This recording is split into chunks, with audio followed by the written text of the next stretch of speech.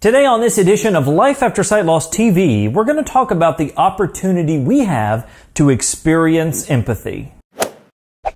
What's up, VIPs? Derek here, back with another edition of Life After Sight Loss TV, where it's all about helping you discover life after sight loss. On this channel, we do product reviews, life advice, encouragement, how-tos, and so much more. So if you're new here and that sounds good to you, consider smashing that subscribe button so you don't miss another single video. We often talk about how much our life is going to change after losing our sight.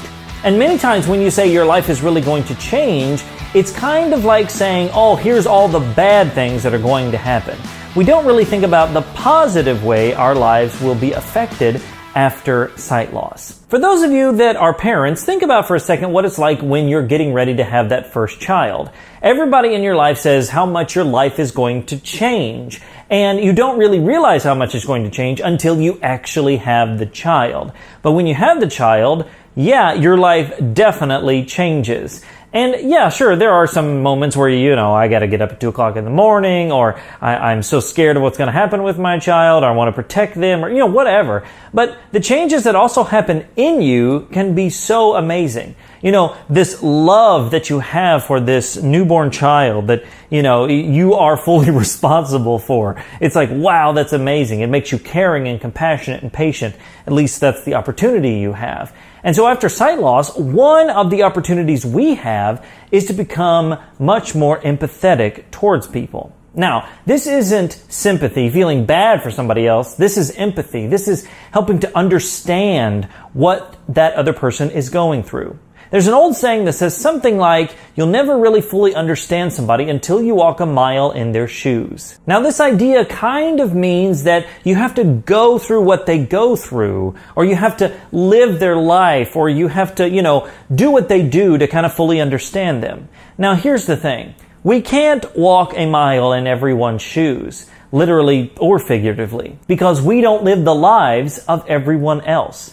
However, that doesn't mean we can't take some steps along that mile in their shoes. For example, the other day I was watching the keynote from when Apple announced the new iPhone and Apple Watch and that sort of thing. And they had a big commercial type thing for the Apple Watch and how people are using it in a variety of ways. And they did have a visually impaired person on there who was running, I think. I'm not really sure. But they had a little girl and the father where the dad talked about how, oh my gosh, it's so great. My daughter has diabetes, or diabetes, depending on how we say it. My daughter has diabetes, and we're able to track her sugar on the Apple Watch. I suppose they have some sort of, blood checker that connects to it with Bluetooth, something like that. And they're able to track it, and it's really good. And all of a sudden, I'm sitting there watching this, and I tear up. And I don't know why, because I have some family members who have diabetes, but I don't, and none of my immediate family does. It's not like something we struggle with. But all of a sudden I was like, wow, why is this getting me? And I think it was because whenever you go through something in life, whether it's visual impairment or something else, all of a sudden you know what it's like to have to do other things to just quote unquote live. For example, leaving the house, for a sighted person, they just hop on out and they go. But for us as visually impaired people, we have some extra steps. And for this little girl who has diabetes, she's got some extra steps in life, if you will. And so we know what it's like taking those extra steps. And I think that's why we have the opportunity, the possibility to be empathetic. Those are the kinds of steps we can take along that mile with that person. No, I don't know what it's like to be diabetic. I don't have that full understanding. I can guess a little bit, but I don't have a full understanding. But I do know what it's like to kind of have that life where you have some extra things that you have to do.